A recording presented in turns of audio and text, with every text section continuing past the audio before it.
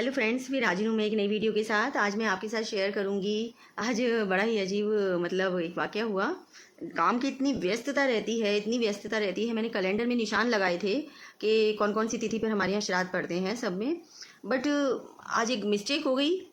11 का जो श्राद्ध था एकादशी का, और उसको मैंने एक दिन पहले ही कर लिया, जबकि कैलेंडर में सर्कल के निशान लगा रखे थे। लेकिन फिर भी पता नहीं क्या टेंशन थी, क्या था, मैंने ध्यान ही नहीं दिया। उस दिन कैलेंडर नहीं देखा तो आज देखा, अरे आज ही 11। तो खैर कोई बात नहीं, पितरों के नाम की तो हम पूरे 15-16 दिन होते हैं, निकालते ही हैं उनके लिए।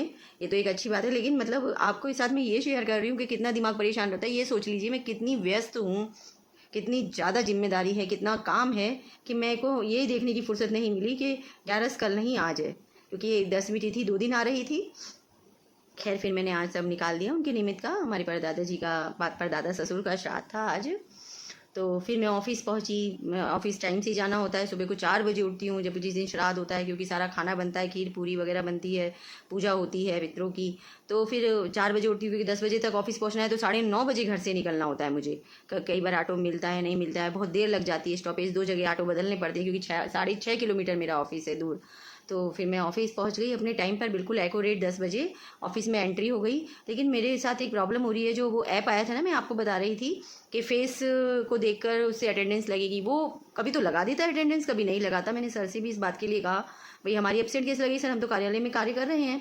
तो उन्होंने बोला आप टेंशन मत लीजिए, ये सभी के साथ दिक्कत हो रही है, लेकिन आप मैनुअल भी सिग्नेचर करते रहिए। तो मैनुअल तो मैं सिग्नेचर रोज़ कर देती हूँ, लेकिन मुझे अब एक टेंशन है, बेटे को मुझे किसी कारण से आउट ऑफ स्टेशन जाना है और बहुत अर्जेंट है। और ये सब पता नहीं क्या चक्कर आ गया है। पेमेंट कहते 26 डे के हिसाब से होता है। गवर्नमेंट डे के दिन थोड़ी ना सैलरी काट सकते हो आप। भाई गवर्नमेंट के दिन है, उस दिन आप सैलरी नहीं काट सकते। लेकिन अभी एफिडेविट बनवाया, उसमें कंडीशन रख दी हम कभी भी बुला सकते हैं, आपको आना पड़ेगा, उसका एक्स्ट्रा पेमेंट भी नहीं करेंगे।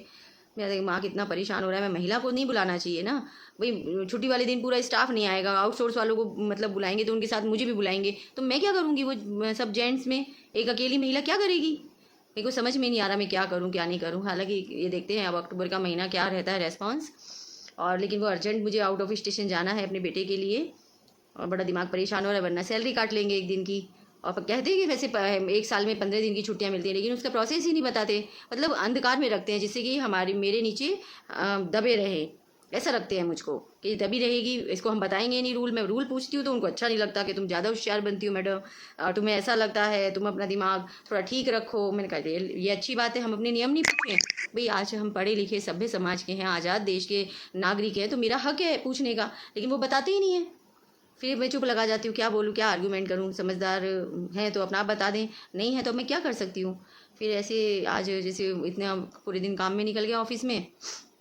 फिर शाम को देखा मैंने, डीए सर आए नहीं। डीए सर से मैंने कहा विंटर का समय शुरू हो रहा है, ऑफिस से 6 बजे निकलती हूँ तो अंधेरा हो जाता है आते आते। तो मैंने कहा आज मैं डीए सर से पूछूंगी। अब डीए सर आए नहीं थे। जो करंट चार्ज दूसरे सर को दिया था, उनको भी डीए का करंट चार्ज ही दिया है। उनकी गैर हाजिरी में वही सब कुछ काम देखते हैं। तो मैंने उनसे पूछा, वो बोले मैडम मैं आज तो आपको भेज देता हूँ, लेकिन आप अभी डीए सर से ही पूछना।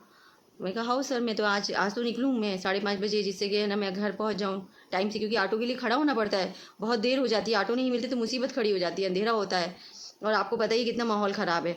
तो फिर सर ने आज तो बोल दिया था, अब देखो डीए सर परमिशन देते हैं नहीं देते हैं। वैसे उन्हें मेरी परेशानी समझनी चाहिए। अब वो और महिलाओं का मुझे वो देंगे, पहले भी दिया था। अभी एक लेडीज़ अपनी कार से आती जाती है, और दूसरी जो महिला है वो अपने हस्बैंड उसके लेने आते हैं, देवर छोड़ने आते हैं, उनके घर में भी सब है। एक और है स्टाफ में लेडीज़, वो अपनी स्कूटी से आती जाती है। अब रह गई मैं, मेरा घर सबसे दूर है और मेरे साथ कोई साधन नहीं है, कोई लाने ले जाने वाला भी नहीं है, तो मुझे ऑटो से ही जाना आना पड़ता है। ना मेरे पास गाड़ी है ना कुछ है, तो मैं कितनी परेशान। लेकिन वो परेशानी नहीं समझते, अब कैसे मैं बताऊँ।